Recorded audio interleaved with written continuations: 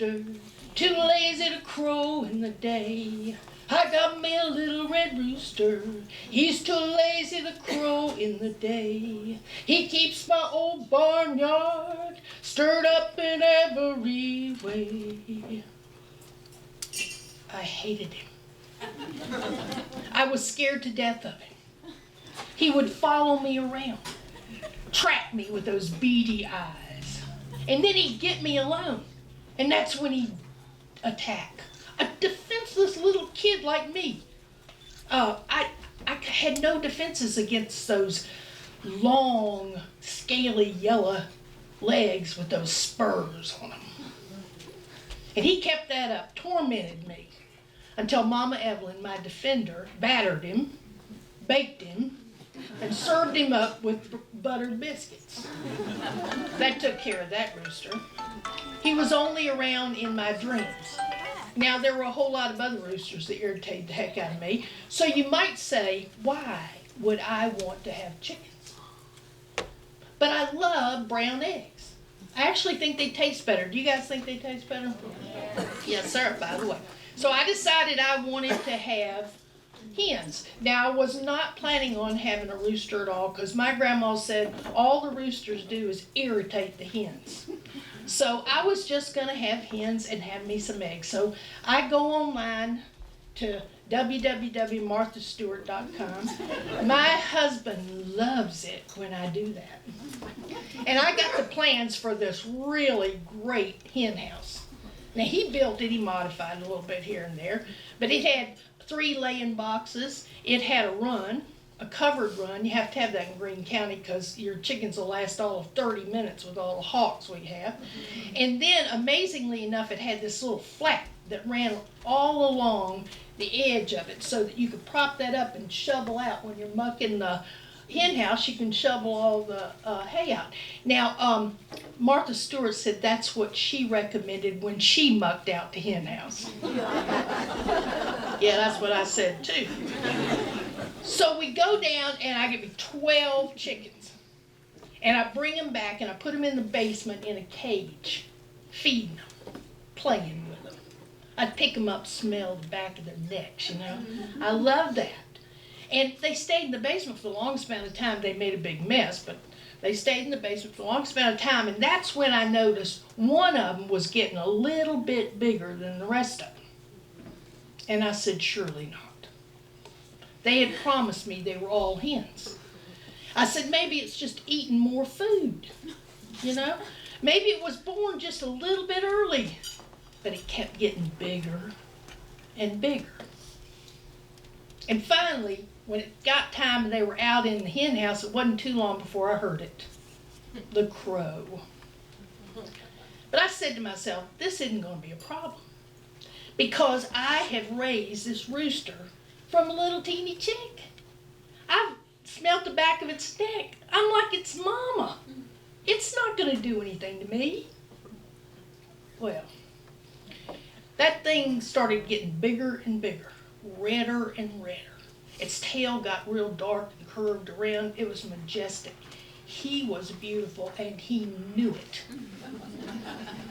And I'd love to tell you that that's where the story ended, but no. I started seeing an attitude. I'd go past the hen yard and he'd give me one of these. And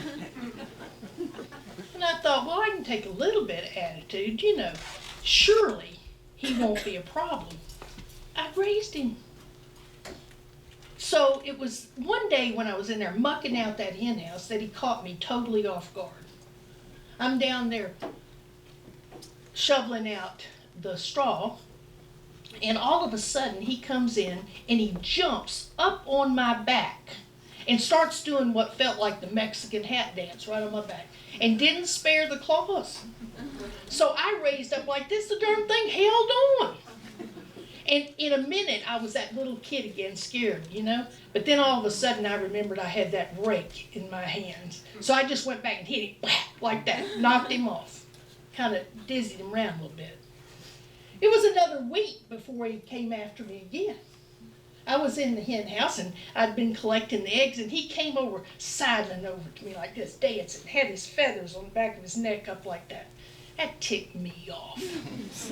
So I aimed at him with my boot and kicked him right out of that hen door into the yard. Now, it's amazing how far you can send a rooster if you lock into him just right. So it was pure warfare between the two of us. That's how it got set up. It's pure warfare. Then it came this summer. My friend was coming in to teach a workshop. She teaches dream workshop. She thinks God talks to us in our dreams because we won't keep our mouth shut any other time, and that we interpret our own dreams. And so she teaches you how to look at what's in your dream and figure out what. It's real interesting. So we had a whole bunch of people come in. Half of them were my friends. Other half came in from Kentucky. I didn't know them at all. And it was all sorts of subjects were discussed as she was going through that workshop. But finally, they started talking about animal totems. So one of the girls in there said, I'm a wolf. Another one said, I'm a lion. One of them said, I'm a snake. And I got sitting there and thinking, what? They all seem to have animal totem. Where I grew up, you didn't have any animal totems. And so I finally felt kind of embarrassed. And when it got around to me, I said, I don't have any totem. And my friend who was conducting the workshop said, well, maybe you do. Said, are there animals that you feel drawn to? Or are there animals that you hang around with a lot? And I said, Lord, I said, I have dogs, I have cats, we got some goats, 3 hogs, got this herd of cattle, and I have these chickens and this dang rooster. And it's that when my friends turned around in almost one voice and said, you're a rooster. And I said, I am not. I was actually ticked. And then my friend said, now wait a minute. Said, now don't you care for and defend people that are dear to you and people that are in need? And I said, well, yeah, I'll try to. And they said, when something's really important to you, don't you crow about it. And I said, well, I wouldn't call it crowing. And all my friends chimed in and said, you crow. I was getting pretty hot. And then my friend looked at me and she said, now wait a minute. She said, admit it. Don't you have some spurs? And you ain't afraid to use it? I said, yeah. So I got home, still mad, looked it up on the internet, and I'll be darned it if that didn't describe me perfectly. I'm a rooster, not a hen, too old to lay eggs, and I never did get that submission thing. I am a rooster. Well, that changed my whole attitude with that chick. I would go out there and he'd walk past that thing and he'd start kicking his leg and I'd kick my leg with him. I even tried crowing.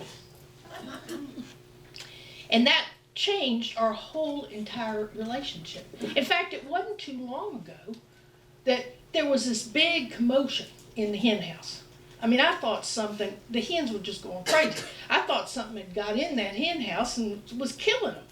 And I went out there and there were 2 hens in one laying box and they were fighting over it. And that rooster was just pacing back and forth, tore all to pieces. Well, I just went in there and knocked those 2 hens out of the laying box. And that rooster looked at me with such a relief. And I must say, some admiration for one rooster to the other. If you see my little red rooster, won't you send him on down my way? If you see my little red rooster, just send him on down my way. He keeps my old barnyard stirred up in every way. And that's called Rooster Revelation.